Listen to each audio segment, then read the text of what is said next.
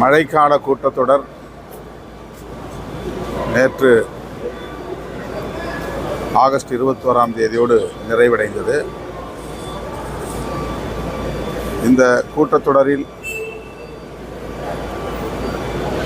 கடைசியாக அவர்கள் அறிமுகப்படுத்திய 3 சட்டங்கள்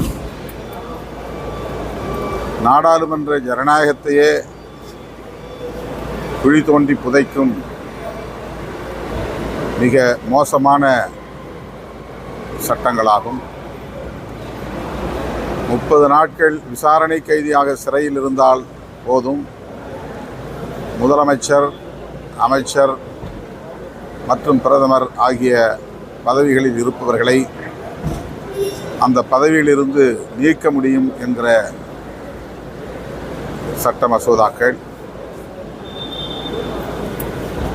எதிர்க்கட்சிகள் மிக கடுமையாக எதிர்ப்பு தெரிவித்த நிலையில் நாடாளுமன்ற கூட்டு நடவடிக்கை குழுவுக்கு இப்போது அனுப்பியிருக்கிறார்கள்.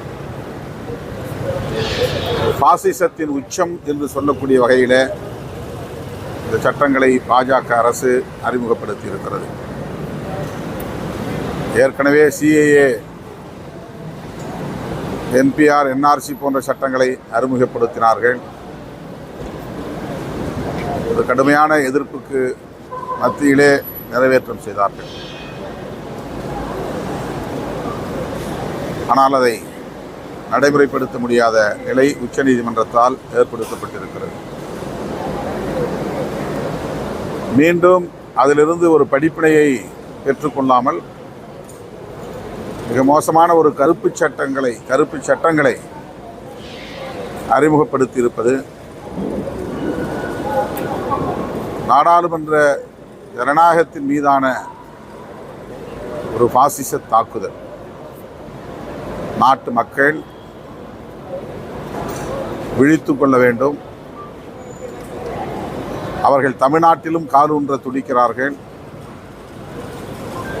தமிழ்நாட்டு மக்கள் மிகவும் எச்சரிக்கையாக இருக்க வேண்டும்.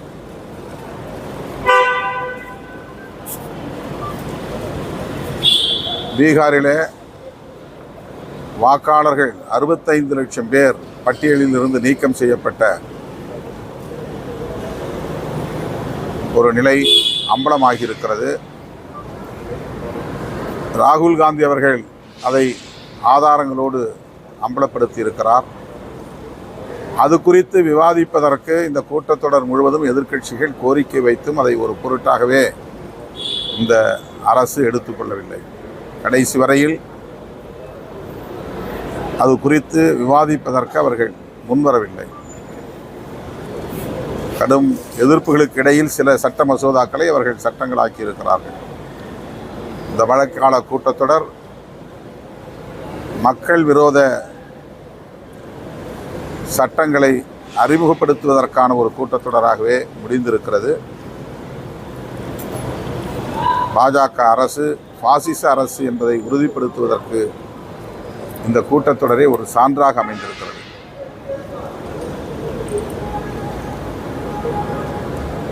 அமித்ஷா அவர்கள் தமிழ்நாட்டில் அடிக்கடி வருகை தருகிறார். அவ்வப்போது தாமரை மலரும் என்று குறி சொல்லுகிறார்.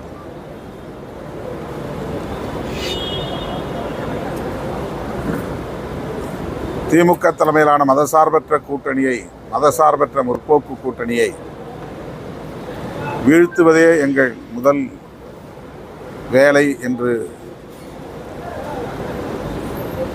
சவடால் பேசுகிறார். புதிதாக தோன்றுகிற கட்சிகளாக இருந்தாலும் பழைய கட்சிகள் பாஜக போன்ற கட்சிகளாக இருந்தாலும் அவர்கள் மதசார்பற்ற முற்போக்கு கூட்டணியை வீழ்த்த வேண்டும் என்பதிலேயே குறியாக இருக்கிறார்கள். தமிழ்நாட்டு மண்ணில் அவர்களின் சதி முயற்சி வெற்றி பெறாது என்பதை உரிய நேரத்தில் மக்கள் உணர்த்துவார்கள். தமிழக அரசியல் தாவேகாவுக்கும் திமுகவுக்கும் நேரடி போட்டு, அதே போல நேற்றைய அந்த மாநாட்டில் பாஜகவையும் திமுக கடுமையான விமர்சனம் சொல்லியிருக்காரு. இஸ்லாம், அதாவது மக்களுக்கு நடந்து செய்யறது இஸ்லாமியர்கள் ஒதுக்குறதுக்காக ஒரு அரசுமா ஒரு பாஜகவும் தான்.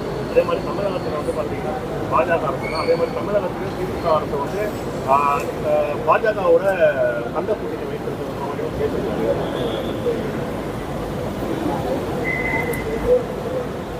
தமிழக வெற்றி கழகம் நடத்தியிருக்கிற 2வது மாநில மாநாடு வெற்று கூச்சல்களுக்கும் ஆரவாரங்களுக்கும் அடையாளமாக இருந்திருக்கிறது. உருப்படியான எந்த கொள்கை கோட்பாட்டு முழக்கம் இல்லை. ஆக்கப்பூர்வமான செயல் திட்டங்கள் அறிவிக்கப்படவில்லை. திமுக வெறுப்பு, திமுக வெறுப்பு, திமுக வெறுப்பு என்பதே அந்த மேடையில் அவர்கள் உமிழ்ந்த அரசியல். ஆட்சிக்கு வருவோம், ஆட்சிக்கு வருவோம் என்று ஆர்ப்பரித்த பகல் கனவை கூச்சல்களாக முழங்கிய முழக்கங்கள் தான் அங்கே காணப்பட்டது. கட்சி தொடங்கி இத்தனை ஆண்டுகள் ஆகியும் 2 மாநாடுகள் நடத்தியும் அவர்களது கொள்கை கோட்பாடுகள், செயல் திட்டங்கள் என்னவென்றே அவர்களுக்கே இன்னும் புரியவில்லை என்பதை இந்த மாநாட்டில் அவர்கள் எழுப்பிய கூச்சலும் வெற்று ஆரவாரங்களும் நமக்கு உறுதிப்படுத்தி இருக்கின்றன. இத்தனை லட்சம் பேரை திரட்டி வெறும் சவடால்களை மட்டுமே முன்வைத்திருக்கிறார். திமுக வெறுப்பை மட்டுமே உமிழ்ந்திருக்கிறார் நடிகர் விஜய் அவர்கள். அவருடைய பேச்சில் ஆக்கப்பூர்வமான எந்த கருத்தும் இல்லை, கருத்தியலும் இல்லை.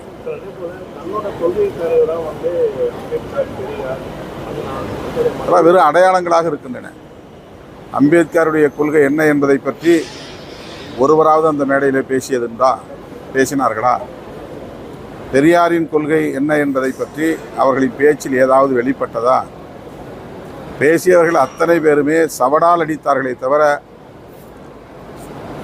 ஆட்சியை கைப்பற்றுவோம் என்கிற வேட்கையை வெளிப்படுத்தினார்களே தவிர திமுகவுக்கு எதிரான வெறுப்பை உமிழ்ந்தார்களே தவிர அவர்கள் உயர்த்தி பிடிக்கிற கொள்கை ஆசான்களின் கருத்தியல்கள் எதையும் பேசவில்லை.